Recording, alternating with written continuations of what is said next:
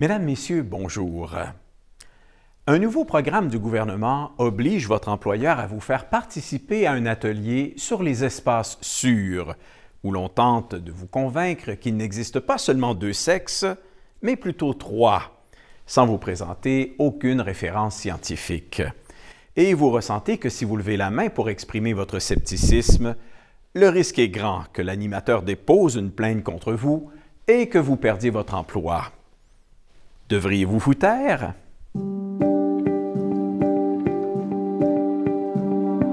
Cette capsule s'inspire du podcast d'Eric Metaxas intitulé What Defines Morality, mettant en vedette Jordan Peterson, ainsi que des podcasts du Dr Peterson intitulés Child Sacrifice at the Devil's Altar, mettant en vedette le Dr Ethan Heim, Mass Brainwashing, mettant en vedette Eric Kaufman, et Evil Thrives in Silence, mettant en vedette le Dr Jared Ross. Depuis 2016, quiconque étant le moindrement branché sur l'actualité ressent des sueurs froides à la simple idée d'avoir à exprimer publiquement son opposition à l'idéologie woke.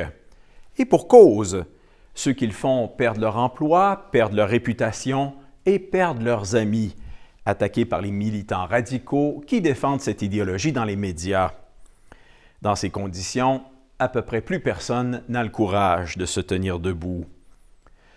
Notre pays a beau être regardé mondialement comme une démocratie, une société libre où l'on peut dialoguer ouvertement sans crainte de représailles, il ne fait plus de doute qu'il y a désormais des faits scientifiques, des déductions logiques et des valeurs personnelles qu'il vaut mieux taire si l'on veut protéger sa vie privée, prospérer en affaires et arriver à la retraite en un seul morceau.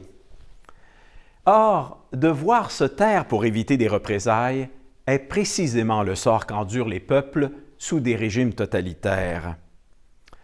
En effet, il n'y a rien de plus contraire à la démocratie que de brimer la liberté d'expression. La liberté d'expression permet à chaque individu de formuler ouvertement les problèmes de son quotidien avec ceux qui sont en cause, à explorer pacifiquement des solutions potentielles afin de parvenir à un consensus. La liberté d'expression est donc beaucoup plus qu'une valeur, elle est un mécanisme de la démocratie. Lui imposer des restrictions doit donc être fait avec la plus extrême prudence. L'Union soviétique communiste de Staline n'a pu se mettre en place qu'en s'en prenant à ce mécanisme, en créant, à l'aide des journaux d'État et de la propagande, un climat amenant les Russes à capter le message qu'il valait mieux pour eux de garder le silence plutôt que d'exprimer leur inconfort. Pendant ce temps, les disciples de Staline mettaient en place la spirale qui allait faire glisser tous les Russes vers l'enfer. Après quelques années, tous avaient perdu la plupart de leurs droits et libertés. L'histoire nous rappelle qu'un pays glisse dans le totalitarisme 1 centimètre à la fois, une micro-concession après l'autre, parce que les citoyens ne veulent pas renoncer à un trésor qu'ils croient posséder, leur quiétude et leur bonne réputation. Grâce à leur silence, des lois de plus en plus inacceptables au service d'un lobby idéologique sont adoptées. Ils se taisent en faisant en eux le raisonnement que l'inconfort qu'ils ressentent doit s'expliquer par leur manque d'éducation sur le sujet, que leur premier ministre, qui a l'air si bienveillant, ne peut certainement pas vouloir détruire leur style de vie. Bref, ils font le pari que leur inconfort ne doit être qu'une fausse alarme, que rien de significatif n'aura probablement changé dans 10 ans. C'est ainsi que leurs droits et libertés glissent subtilement d'entre leurs mains. En effet, beaucoup de choses changent en 10 ans. La première étant vous-même. Vous ne serez plus la même personne, vous aurez vieilli de 10 ans. 10 années de moins pour travailler à remettre le pays sur ses rails. 10 années d'amertume à vous souvenir de ce qu'était le Canada 10 ans plus tôt et à constater ce qu'il est en train de devenir, ce que vous laisserez en héritage à vos enfants. Ces 10 années de silence vous auront aussi rendu 10 fois plus petit, 10 fois moins influent que vous ne l'étiez jadis, puisque les militants woke radicaux, eux, auront eu 10 années sans obstruction pour consolider leur agenda et accroître leur influence. Si votre réputation est toujours intacte, votre sécurité, elle, sera compromise par le constat que vous vivrez désormais sous un régime de plus en plus tyrannique. La plus grande erreur que l'on puisse faire est donc de rester silencieux. La majorité silencieuse ne participe pas à la démocratie.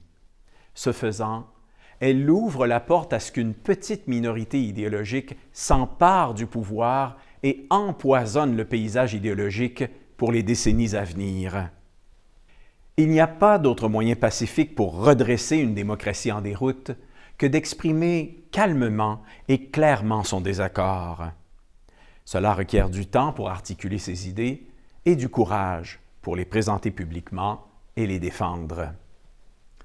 Il peut y avoir un coût personnel important à payer, devoir changer d'emploi, voir sa réputation attaquée et perdre quelques amis en cours de route, jusqu'à ce que les fanatiques qui vous persécutent soient chassés du pouvoir.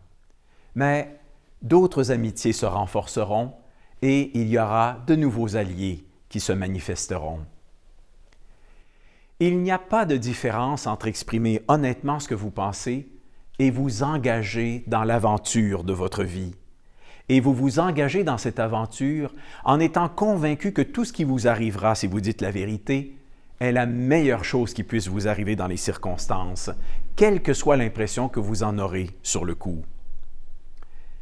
Les actions individuelles qui sont admirables, qui résonnent jusque dans l'éternité, ont toute tendance à trouver leur origine dans un sacrifice personnel. Prioriser la communauté au détriment de soi, prioriser l'avenir plutôt que le présent, accepter de remettre à plus tard le temps de la gratification personnelle. C'est parfois simplement en levant la main au milieu d'un atelier qui a tout d'une séance d'endoctrinement que l'on réussit à anéantir un petit dragon 10 ans avant qu'il ne devienne invincible. Au revoir.